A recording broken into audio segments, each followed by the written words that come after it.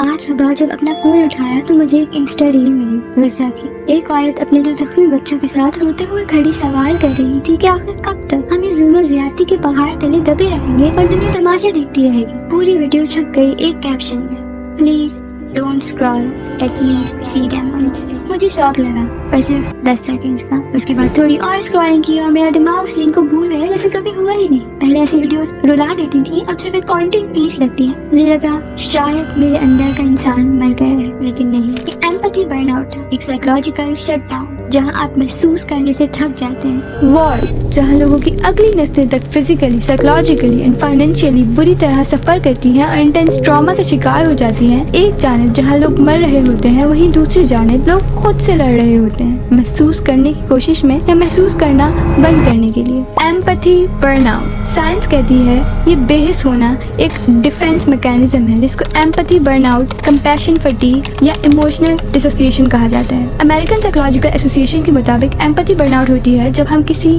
दूसरे के दुख को बार बार महसूस करते हैं बिना सोल्यूशन के। दिमाग एक वक्त के बाद ओवरलोड हो जाता है। विकेरियस ट्रॉमा, जब दर्द दूसरों का होता है लेकिन महसूस आप करते हैं। ये ट्रॉमा आप पे डायरेक्टली नहीं गुजरता लेकिन आप फील करते हैं जैसे सब आपके अंदर हो रहा हो। जब आप किसी माँ को चीखते हुए देखते हैं या किसी बच्चे को रबल के नीचे से निकलते हुए देखते हैं तो आपका दिमाग उस दर्द को फील करता है। ब्रेन का फाइट फ्लाइट फ्रीज सिस्टम जब फाइट या फ्लाइट का ऑप्शन नहीं देता तो बॉडी फ्रीज कर लेती है। ये एक ट्रॉमा रिस्पॉन्स है। यूनिवर्सिटी ऑफ पेंसिल्वेनिया की रिसर्च के मुताबिक बार बार ट्रॉमेटिक कंटेंट देखना, चाहे सिर्फ स्क्रीन पर हो, lead to vicarious trauma, anxiety और depression, specially in gen Z. वो वीडियोस आपके सबकॉन्शियस में बैठी होती है। एक स्टडी के मुताबिक बॉस्टन बॉम्बिंग के बाद जो लोग ज्यादा न्यूज देख रहे थे उनमें पोस्ट ट्रॉमेटिक स्ट्रेस डिसऑर्डर के सिम्टम्स ज्यादा पाए गए, इवन उनसे भी ज्यादा जो फिजिकली वहाँ प्रेजेंट थे। सोशल मीडिया करो, आज हर बंदा डूम स्क्रॉलिंग का शिकार है। सुबह उठते ही गजा की वीडियो, ब्लडशेड, नेक्स्ट स्वैप में एक मीम, किसी की शादी और पार्टी और फिर ईरान पर बॉम्बिंग कर दी। रोज वही कंटेंट, वही इमेजेस, वही हेडलाइंस। ये इमोशनल रोलर कोस्टर हमारे दिमाग को कंफ्यूज करता है। नेचर न्यूरोसाइंस की रिसर्च के मुताबिक जब हम बार बार इमोशनली डिस्टर्बिंग चीजें देखते हैं तो हमारा एमिगडाला, ब्रेन का इमोशनल सेंटर, ओवर एक्टिव हो जाता है। लेकिन जब कोई एक्शन ना हो तो बॉडी शट डाउन और फ्रीज मोड में चली जाती है। रिजल्ट नमनेस यानी बेहिसी। न्यूरोप्लास्टिसिटी, दिमाग हर रेपिटेटिव चीज को नॉर्मल समझने लग जाता है। ब्रेन सब चीजों को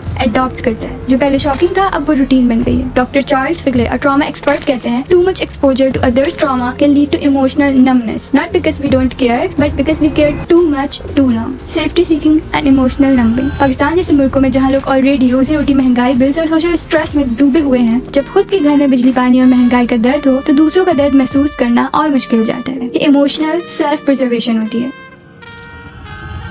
जब एक बच्चा रो रहा होता है हम कांप जाते हैं, लेकिन जब न्यूज कहती है 10,000 लोग शहीद हो गए, हम एक और अपडेट और नंबर समझकर आगे बढ़ जाते हैं। एक फेमस साइकोलॉजिकल प्रिंसिपल है, statistics are human beings with the tears dried off. इसे कहते हैं collapse of compassion. Brain numbers को नहीं समझ पाता। इमोशन सिर्फ चेहरों से बनते हैं या पर्टिकुलर केस की हेल्प के लिए हम ज्यादा मोटिवेट होते हैं, उसके दर्द को ज्यादा फील करते हैं एक बड़े नंबर के मुकाबले। जैसे अगर किसी एक फैमिली का घर जल जाए तो पूरी कम्युनिटी इकट्ठी हो जाती है मदद के लिए, लेकिन जब हजारों लोग एक साथ किसी नेचुरल डिजास्टर में बेघर हो जाते हैं तो लोग उतने जज्बाती रिस्पॉन्स नहीं देते, क्योंकि एक कहानी ज्यादा असर करती है लेकिन नंबर्स नम बना देते हैं। Survivors guilt and privilege guilt. कभी कभी हम सोचकर गिल्ट महसूस करते हैं, मैं सेफ हूँ, मेरा घर ठीक है, लेकिन वहाँ लोग मर रहे हैं। किसी बच्चे को भूख से मरते देखते हैं, किसी बाप को अपने बच्चे की लाश उठाते देखते हैं तो आप खुद को गिल्टी फील करते हैं। इसे कहते हैं सर्वाइवर्स गिल्ट या प्रिविलेज गिल्ट। लेकिन याद है, guilt without action leads to paralysis not change. सिर्फ गिल्ट फील करना काफी नहीं होता, जरूरी है कि उसे एक्शन में कन्वर्ट किया जाए। क्या करना चाहिए? Individual helplessness versus collective impact. Continuously किसी को तकलीफ में देखते रहने पर और कोई सोल्यूशन ना निकलने पर हम ऐसे साइकोलॉजिकल इफेक्ट से गुजरते हैं। Short term effect, guilt,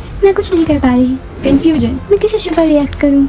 anxiety, हर जगह तबाही है, सेफ कहाँ है? लॉन्ग टर्म इफेक्ट्स, डिसेंसिटाइजेशन, दुख को देखकर भी कुछ फील नहीं होता। हेल्पलेसनेस, कुछ बदल नहीं सकता हमारी सोच, ना किसी का दुख चुपता है ना किसी की खुशी महसूस होती है। इस स्टेट में इंसान इमोशनली डिस्कनेक्ट हो जाता है और ये सबसे बड़ी खतरनाक चीज है। ये होती है लर्न्ड हेल्पलेसनेस, एक मेंटल स्टेट जहाँ इंसान एक्शन लेने की हिम्मत खो देता है। कई लोग कहते हैं मैं क्या कर सकता हूँ अकेला। ये सोच डेंजरसली बहुत कॉमन है, लेकिन कलेक्टिव एम्पैथी दुनिया बदलती है। एक बंदा कुछ नहीं कर सकता लेकिन लोग मिलकर बहुत कुछ कर सकते हैं। बॉयकॉट असर रखते हैं। रिसर्च के मुताबिक उनकी इकोनॉमी को अब तक 15 से 20 बिलियन डॉलर्स का नुकसान पहुंचा है। कुछ सेक्टर्स जैसे टूरिज्म और एक्सपोर्ट 25% तक गिरा है। स्टारबक्स, मैकडॉनल्ड्स जैसे ब्रांड्स को $बिलियन तक लूज हुआ है और कई इन्वेस्टर्स ने इजराइल लिंक्ड कंपनी से पैसा निकाल लिया है। साथ ही लोकल अल्टरनेटिव्स को बूस्ट मिलता है। हाँ, इम्पैक्ट लिमिटेड हो सकता है, लेकिन बॉयकॉट की असली पावर होती है उसका मोरल और सिंबॉलिक प्रेशर। जब हर शख्स अपना रोल प्ले करता है तभी सिस्टम बदलता है। साइकोलॉजी कहती है जब हम कलेक्टिव एजेंसी महसूस करते हैं तो हेल्पलेसनेस कम होती है। वॉर फुटेज को बार बार देखना जरूरी नहीं, हर चीज देखना अवेयरनेस नहीं होती, कभी कभी एक्शन साइलेंस में होता है। Focus on small real action, sign petition, support NGOs, लोगों को एजुकेट करें, अपने इमोशंस एक्सेप्ट करें। बेहस फील करना भी एक रिस्पॉन्स है, पर उसमें स्टक रहना डेंजरस है। Reclaiming empathy. अब एम्पैथी एक गिफ्ट है। अगर हर बंदा सिर्फ एक और इंसान का दुख समझने की कोशिश करे तो दुनिया बदल सकती है। बिकॉज बेहस रहने से जुल्म कम नहीं होता, महसूस करके बोलना पड़ता है। जब हम महसूस करना बंद कर देते हैं तो जुल्म नॉर्मल बन जाता है। Empathy is a super power. अगर हम उसे लूज कर दें तो इंसानियत का फ्यूचर सिर्फ एल्गोरिथम के हवाले हो जाता है। हम सिर्फ तब तक इंसान हैं जब तक हम महसूस करते हैं।